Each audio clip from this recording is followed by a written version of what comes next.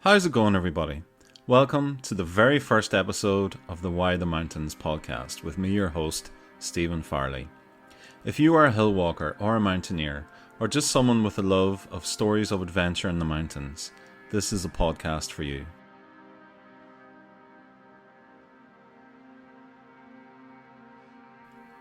In this first series, we are exploring the history of Irish mountaineers on Everest, from the earliest pioneering days right up to the latest descents.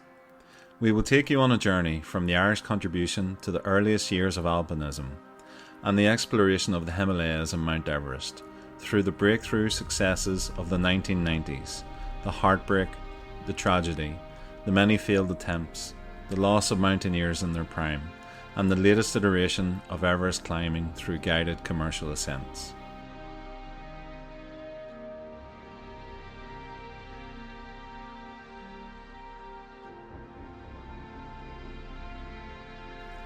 Throughout all of the following episodes, we will explore what makes these mountaineers tick, how they found their way onto the hills and mountains first in Ireland, then further afield, before tackling the often deadly slopes of Everest. Sit back and enjoy, and if you like this first episode and want to hear more, please like and subscribe to the podcast and spread the word amongst your friends, family, walking, trekking and climbing partners. There will be something for everyone in this series, and I hope you enjoy.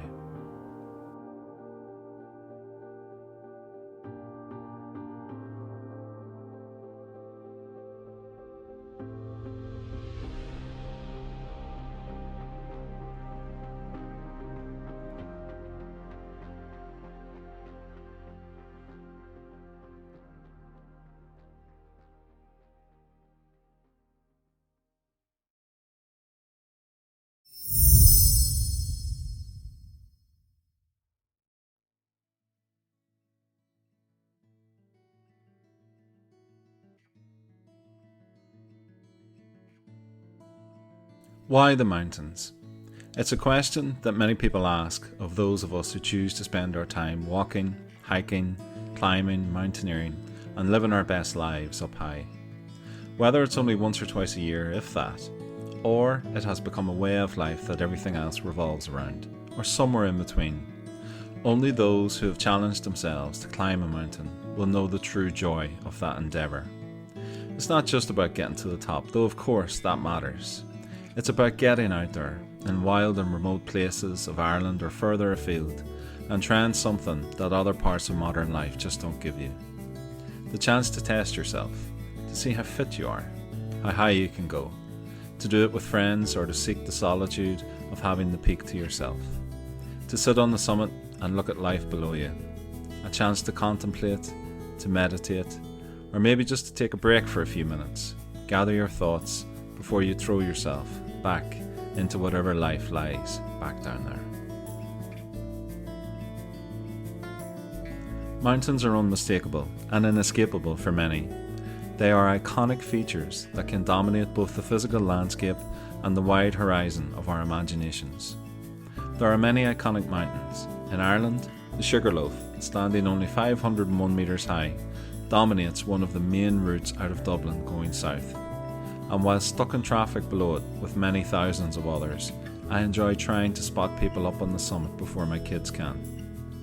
Its summit offers unrivaled views of Dublin city spread out below, and is especially wonderful at night time. Slieve Gullion, standing at 573 metres, is the highest mountain in my home county of Armagh. It is at the heart of what is known as the Ring of Gullion, with two ancient burial cairns at the top, one of which is actually the highest surviving example of a passage grave, and well worth a visit if you're in the area.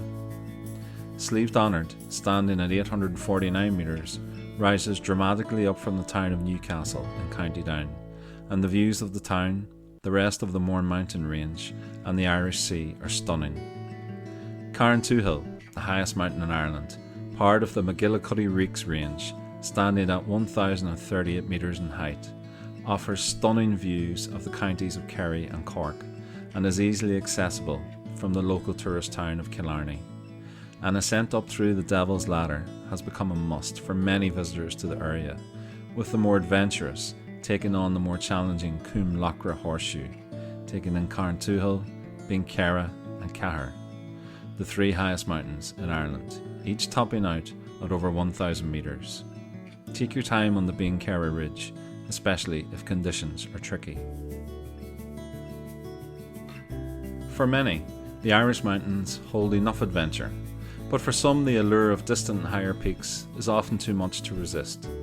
Some will be content with the UK and the Lakeland Fells in Cumbria or Snowdonia in Wales, whilst the peaks of the Cairngorms and the Scottish Highlands offer many challenges befitting even the most experienced mountaineer. However, it is often the European Alps that provides a proving ground and a stepping stone for those who have set their sights on the highest peaks of all. The Irish relationship with the Alps started back in the golden age of alpinism in the 1800s. John Ball was born in Dublin in 1818.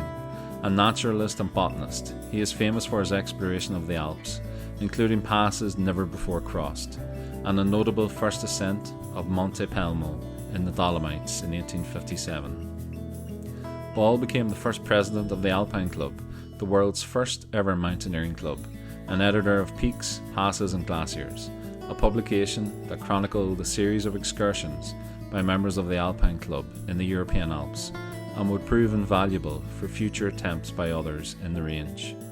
See the show notes for a link to a free digital archive of Peaks, Passes and Glaciers. Another John Tyndall, born in County Carlow, became famous in mountaineering circles for his first ascent of the Weisshorn in Switzerland and his attempt to become the first person to climb the Matterhorn. Tyndall was ultimately beaten to this objective by Englishman Edward Whymper in 1865. Whymper's success was clouded by an accident that befell his climbing party as they descended the mountain, when a young member of the party fell, taking 3 others with him. All 4 of them were killed. You can read all about this incident and more in the book Whymper wrote about it, called The Ascent of the Matterhorn in 1880. See the show notes for a link to a free digital version of the book.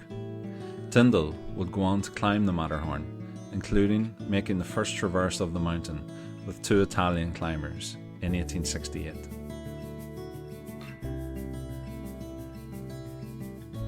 Charles Barrington was another Irish climber who made some notable ascents, albeit on his one and only trip to the Alps. Hailing from Fassaro near Enniskerry in County Wicklow, in 1858, along with 2 well-known Grindelwald guides, Christian Almer and Peter Bohren, also known as the Glacier Wolf, he successfully summited the Jungfrau in the Bernese Oberland and followed that up with the first ascent of the Eiger, albeit not by the notorious North Face. That achievement would wait until 1938, when Heinrich Harrer and his companions Fritz Kasperek, Andreas Heckmeyer and Ludwig Vorg made a successful attempt of the Nordwand. Harrer later wrote one of the most famous books in mountaineering, The White Spider, about this success. I cannot recommend this book enough to anyone who wants to learn about the early years of alpinism in the 20th century and one of the more notable achievements of that era.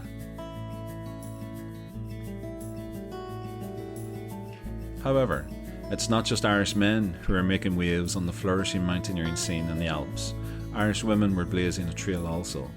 Elizabeth Hawkins Whitshed was born in London in 1861 but brought up in Greystones, County Wicklow.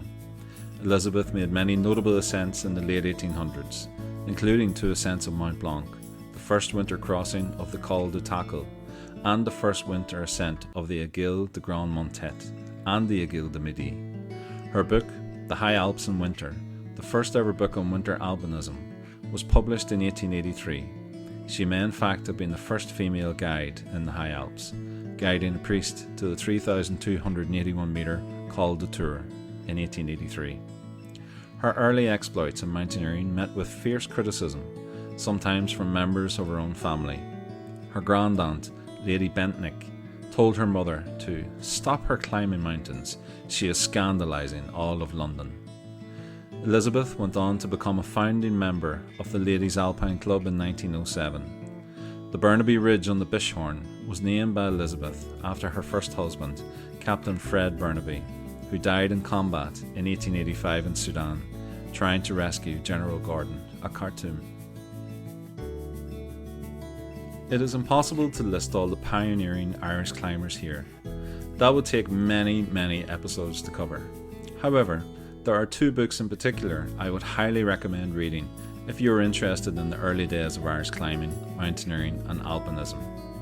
The first book is The Way That We Climbed, A History of Irish Hill Walking, Climbing and Mountaineering by Paddy O'Leary, himself an accomplished walker, climber and mountaineer from County Kerry, and a real pioneer for those pursuits. His book includes a wonderful chapter on the early days of mountain rescue in Ireland, something of particular interest to me as a member of Dublin Wicklow Mountain Rescue Team, based out of Roundwood, County Wicklow. The second book is In Search of Peaks, Passes and Glaciers, Irish Alpine Pioneers by Frank Nugent. I have leaned heavily on this book and the work of its author, Frank, for this episode. Frank was deputy leader of the first successful Irish expedition to Everest, along with the leader, Dawson Stelfox, an architect from Belfast and a very accomplished climber and mountaineer. We will have more from both Frank and Dawson on this expedition in the next few episodes. Frank's book is a tour de force, a wonderful journey through the early days of Irish mountaineering, meeting many colourful characters, none more so than Colonel Charles Kenneth Howard Bury. Howard Bury, ironically, was not an accomplished mountaineer, like those characters that have already featured in this opening episode. He, like many others already mentioned, was born into privilege, the son of Captain Kenneth Howard and Lady Emily Alfred Julia, the daughter of Charles William Bury, 3rd Earl of Sharpeville. Charles Howard Bury's life is one filled with adventure and danger, and is chronicled expertly by Frank in his book, including his experiences in the First World War, commanding British troops at major battles, including the Somme, Passchendaele and Ypres, and he was taken prisoner by the Germans. There is no doubt that Howard Bury had the thirst for adventure, and the disposition that would make him the ideal man to lead the 1921 Everest Reconnaissance Expedition. Frank tells us a little bit more about Howard Bury.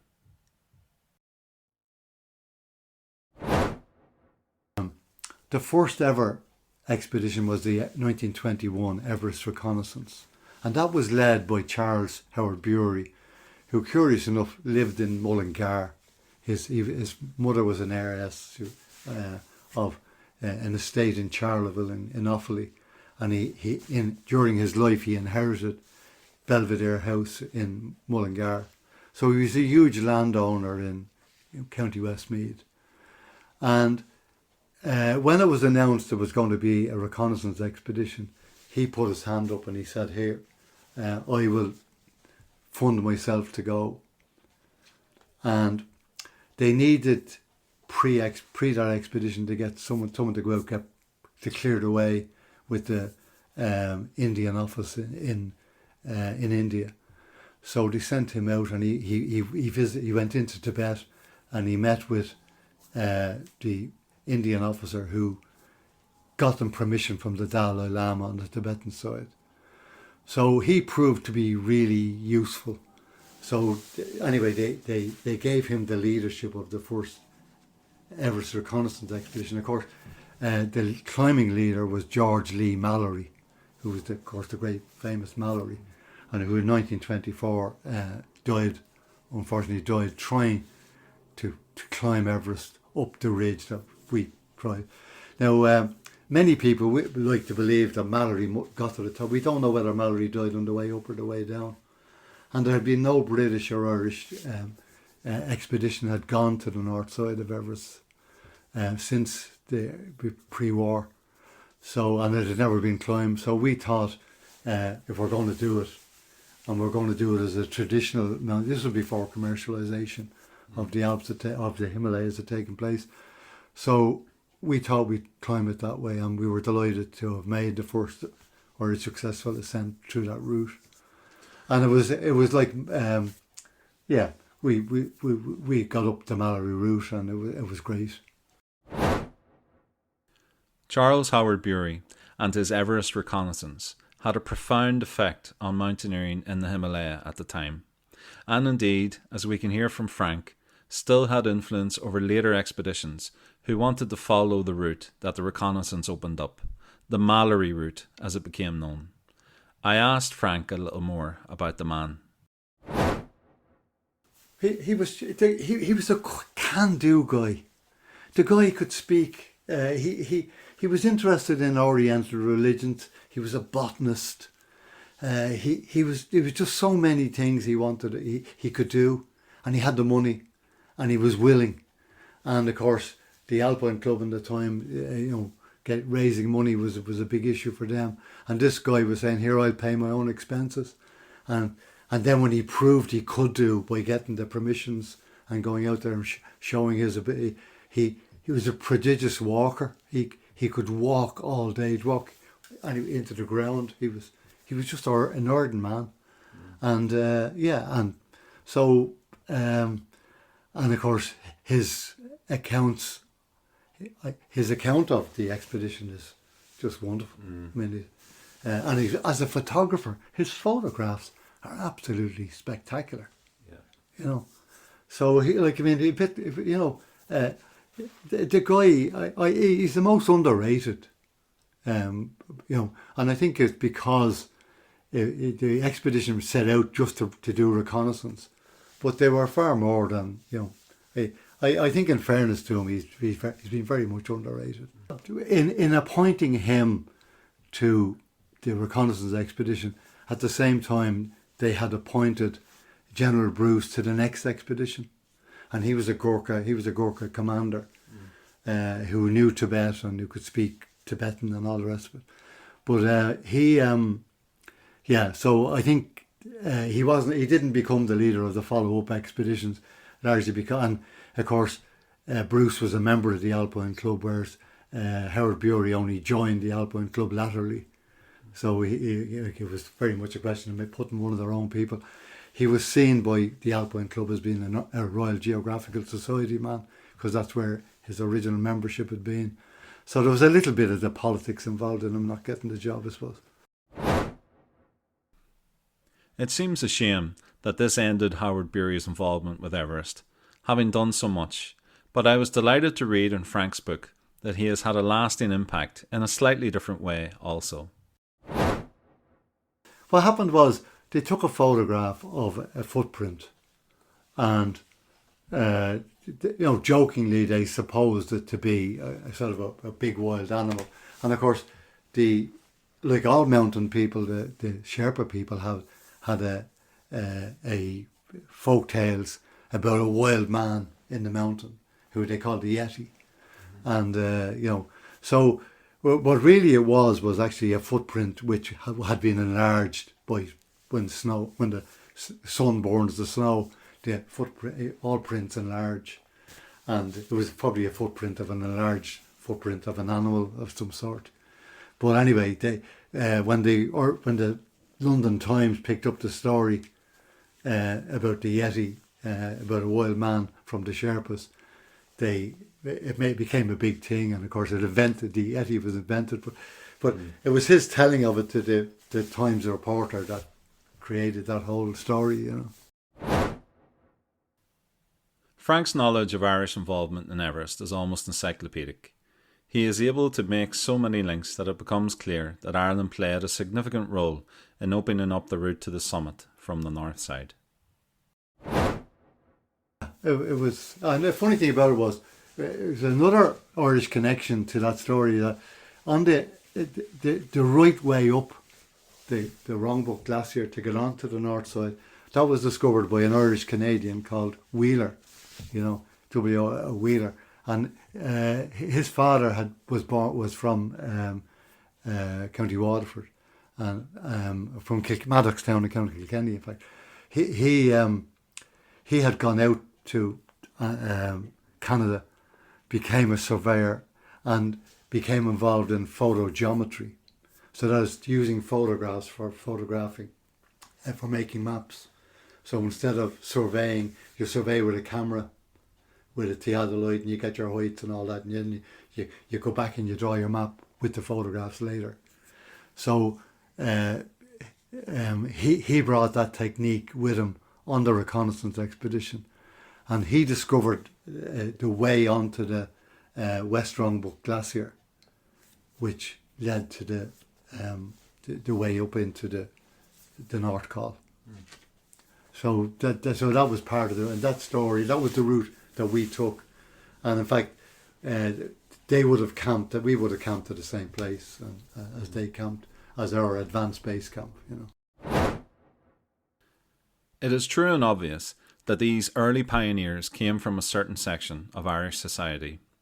As Frank says in his book, alpinism was not available to the poorer working classes. Like Irish history in the main, it's complicated, and Frank does a better job than I ever could, simplifying these relationships as best he can in the final chapter of his magnificent book. Since the Everest reconnaissance, led by Howard Bury in 1921, there have been many expeditions to Everest throughout the 20th century from many different countries, as was the way of expeditions during this time period.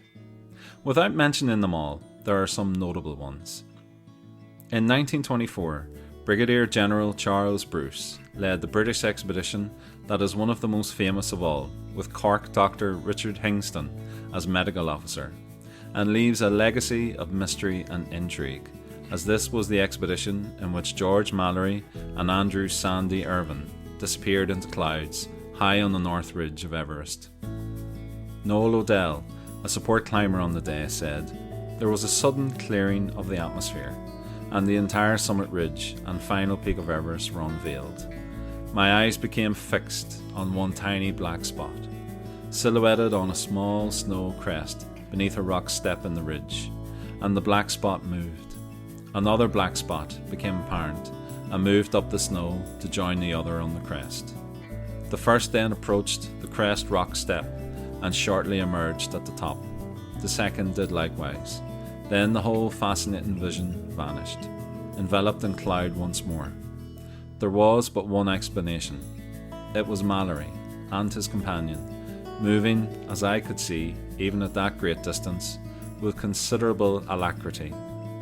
The place on the ridge mentioned is a prominent rock step at a very short distance from the base of the final pyramid." In 1952, the Swiss made an attempt on Everest, unsuccessful but notable for setting a new climbing height record of 8,595 metres, but more significantly, opening up the route to the summit from the Nepal side. Tenzing Norgay was a part of this expedition. In 1953, John Hunt led the expedition that saw the first successful summit of Mount Everest by Tenzing Norgay and Edmund Hillary, famously stepping onto the summit together, thus achieving the goal that many others of the previous 50 years or so had dreamed of doing. The 1953 expedition showed the way to many others who wanted to achieve the same success. Successful expeditions followed throughout the 50s, 60s and 70s. In 1975, a Japanese expedition saw Junko Taibei become the first woman to set foot on the summit of Everest. In the same year, a British expedition led by Chris Bonington became the first expedition to successfully climb one of the faces of Everest, in this instance, the southwest face. Many new names joined Junko in the pantheon of Everest greats, including Doug Scott and Dougal Haston, who took some of the most iconic summit photos whilst going through a battle for survival.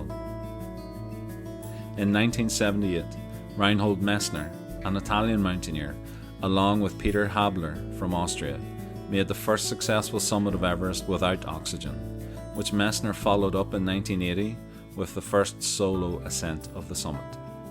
The 1980s into the 1990s saw a massive increase in the number of expeditions heading to the north and south side of Everest, and it is in this time period that many countries saw the first ascent of Everest by one of their citizens.